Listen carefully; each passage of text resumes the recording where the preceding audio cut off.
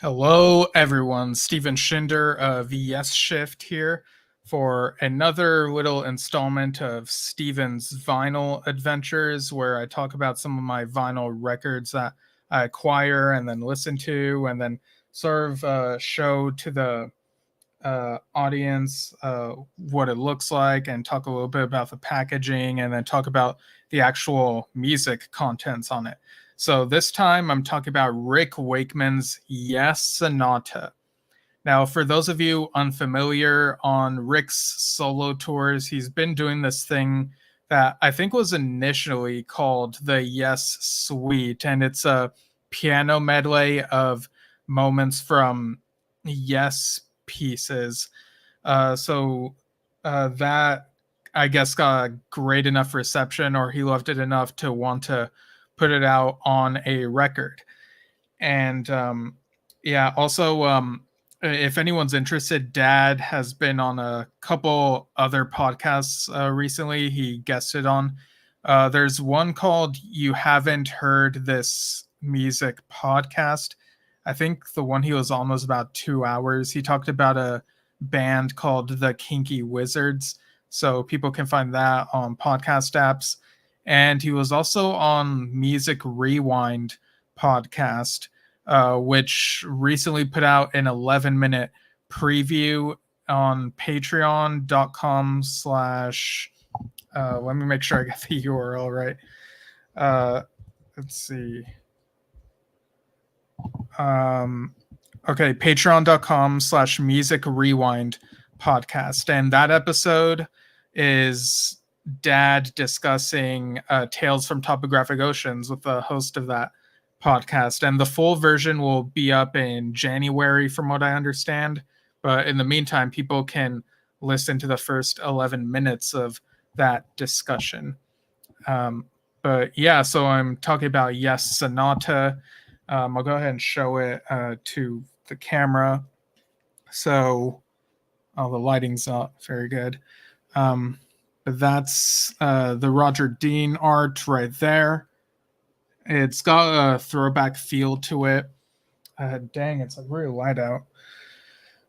I wonder if I can move this ever so slightly and it might do something. But yeah, I've shown the image before, like the file, and you can see this blue reptile creature that's being ridden on, and there's a tree. Oh, okay, so that gives you a better idea of how it looks if I put it up closer. It looks more like the type of Roger Dean art you'd see in the 70s, or also reminiscent of the Tales from Yesterday tribute album cover with the tree and whatnot. So and here's how the backside looks. Yeah, so I guess it's probably intentionally got a throwback look to it because it's a medley of 70s pieces. But the Rick Wakeman Yessonata font itself, I think, is something that wasn't used by Roger until the late 90s, early 2000s, something like that. Yeah, and I ordered this from Cherry Red Records because it's a limited edition, from what I understand. And on the backside, it even has the Cherry Red logo and also says Fragile because it's Fragile Records. Yeah. Sorry, I'm just reading the what's on the back. So we got side 1, Yessonata, and side 2 is called the King Arthur Piano Suite. And I guess I'll go through the credits. Written and arranged by Rick Wakeman, recording and editing by Eric Jordan, produced by Rick Wakeman and Eric Jordan, executive producer Brian Lane. Yes, fans will remember that name. Recorded at the Old Granary in Suffolk, edited and mixed at the Nursery in Cambridgeshire. All tracks recorded on a Steinway Model D concert grand piano. And piano preparation was by Andrew Giller. published by More and More Music. And of course, you got the Roger Dean logo info and artwork, Michael Innes. Oh, okay. All right. Interesting. Okay, so I'll go ahead and show the yeah. So taking this out, and is this side? Okay, yeah, that's side 1, and this is side 2. Yeah, sorry, something moved and made me react. And I'll go ahead and carefully show you the record itself. So it's side 1 right there. And there's side 2. So I'm gonna give a general overview of what I think of the performances on here, and then I'll go a bit into spoilers of the bits of the songs that I heard. So, a little warning there. Overall, I feel like the piano sound has a very intimate feel to it, and it came out sounding very, very. It sounds very clear on my record player. Like, it sounds so good. But yeah, listening to the piano music, it feels very much like you're there, like right there where Rick Wakeman is playing on his piano. Like, it feels very intimate, like I mentioned. And with the 20-minute Yes medley, you kind of try to pick out what you recognize, and you might be surprised that you don't pick up on every little thing. Well, every little thing the song is not on here, to be clear. But yeah, I listened and I jotted down what I noticed, and then I looked on Henry Potts's side Bonde Gesù, and I was like, oh, did I miss that? So I think this is something I'm gonna need more and more listens of to see if I'm able to pick up on every single thing. But in a moment, I'll talk about what I was able to pick out. As for the King Arthur piano suite, I'm not as intimately familiar with the King Arthur album, Myths and Legends of King Arthur and the Knights of the Round Table. I'm not as super familiar with every piece on that as I am with Yes songs. But there were bits that felt very familiar and something I for sure recognized. And yeah, both of them, they just sound very wonderful, melodic, and they complement each other very well. So this is very much worth having if you're able to get it. And it's not on vinyl, like due to it's not just on vinyl. Due to high demand, it got a CD release. So I think that's also on Cherry Red Records. You can find that. I'm not sure if it's still in stock. Like, you'd have to check yourself.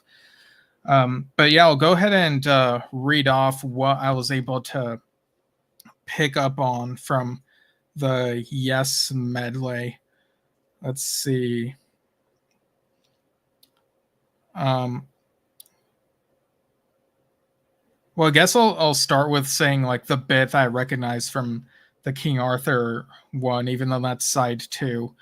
I for sure recognized the ending of it, which was Merlin the magician. That very playful set part of the song. So I recognized that. But yeah, for Yessonata, I have the list open now. I recognized the opening piano for intro for Awaken at the start, and then the next thing I recognized was Long Distance Runaround. The how's it go? That whole thing. And then you get close to the edge. And when you hear these things on piano. They sound beautiful on their own, but they also trigger the memory of the full piece. They sort of make you draw the connection to how epic it sounds. And then after that, the next thing I recognize, sorry, I just got a message. I got to respond to someone real quick.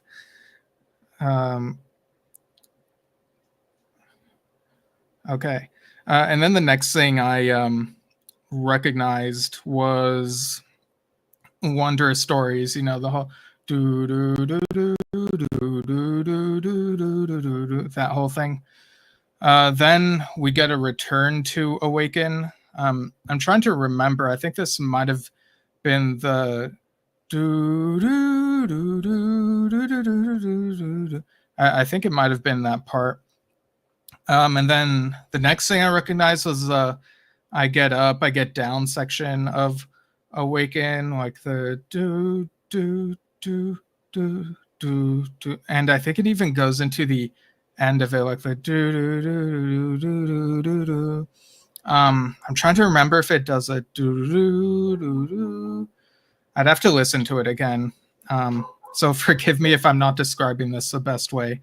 The next thing I recognized, I was actually really surprised to hear on here for some reason, was a bit of Roundabout. Do do do do do do do do do do.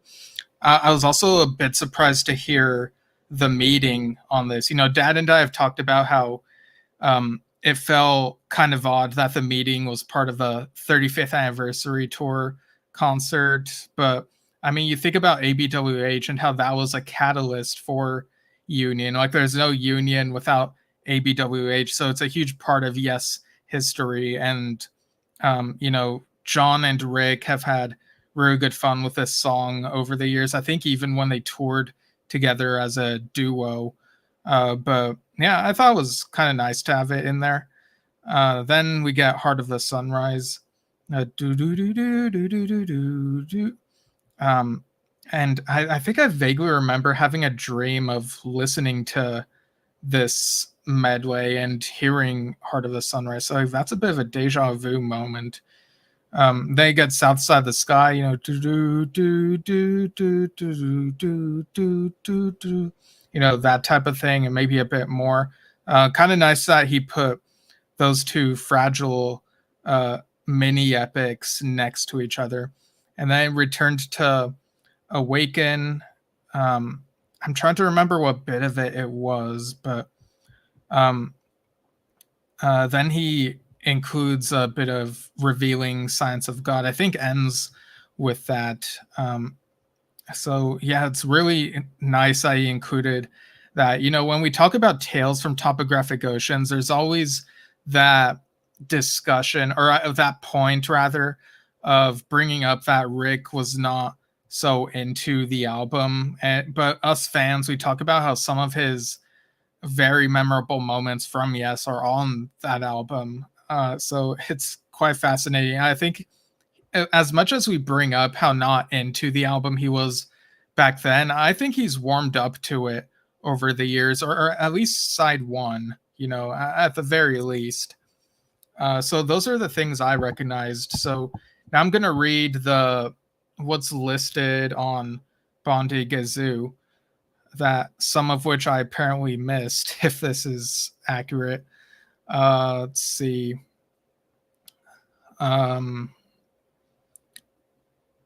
Okay, so I'm trying to figure out if this is how it is on the album or if it's how it was performed live. Just reading this thing real quick. CD release will follow November 8th. Let's see. Okay, so I'm not clear if this is on the album or if this was how it was live, or if they're both the same. I thought about going and seeking out a live performance of Yessonata, but I kind of want to listen to this some more on its own and not have to listen to different versions of performances of Yessonata back to back. But here's what's listed on Bandegezu. Awaken, Parallels, Long Distance Runaround, Close to the Edge, South Side of the Sky, Siberian True, Wondrous Stories, Awaken Again, And You and I, Close to the Edge Again, Roundabout, The Meeting, Heart of a Sunrise, South Side of the Sky Again, Awaken Again, And You and I Again, and The Revealing Science of God. So I'm going to need to listen to this again and see if I missed like Parallels, Siberian True, and You and I. But yeah, that gets me a bit more excited for future listens. I mean, maybe those aren't on there and it's just the live version. Maybe Henry will comment if he sees this and clarify a bit. I can already tell people are probably yelling at their phone or their computer wherever they're watching this, but no matter the pieces, it's such a beautiful, soothing listen. Sometimes we seek out, those really rock out type albums, but now and then it's nice to have something that's more relaxing and peaceful. And I think this really fits the bill. Even the King Arthur piano suite, that's great as well. I think if you're only familiar with Yes, you'll still appreciate that whole side. So you basically have 40 minutes of piano here. And yeah, I'm really glad that I have this. It's really good. So this weekend is, I guess I'll show it again. Yeah. So this weekend is Progstock. Talked about that a little bit recently when I had Joe Cass of Total Master Tane on the show.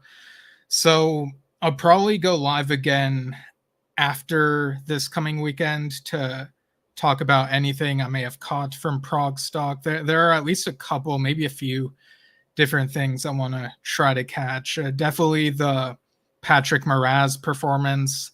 I see that the Genesis tribute is also performing. So great stuff there. Check out Progstock and see if there's anything that, if you're not going in person, that you might be able to catch on the live stream via Stage It. And it doesn't cost too much. So it's very, very, I guess, cost friendly. Is that the expression? I don't know. So that'll be, I don't know if that'll be just a Progstock review episode or if it'll be a news episode as well. I know there are a couple other tidbits, like news highlights that have come up here and there. So we'll see. But point being, I'll be back after the weekend to talk about some stuff.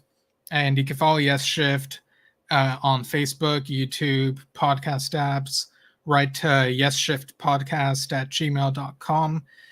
And yeah, thanks for tuning in. I know we've been talking a lot about John Anderson related stuff recently, and I'm sure people are not tired of that, but it's nice to have a bit of variety, and any updates will let you know. And go ahead and submit your John Anderson Dream Symphonic set list, which we'll read on John Anderson's birthday on the show, October 25th. So yeah, thanks for tuning in and see you all soon.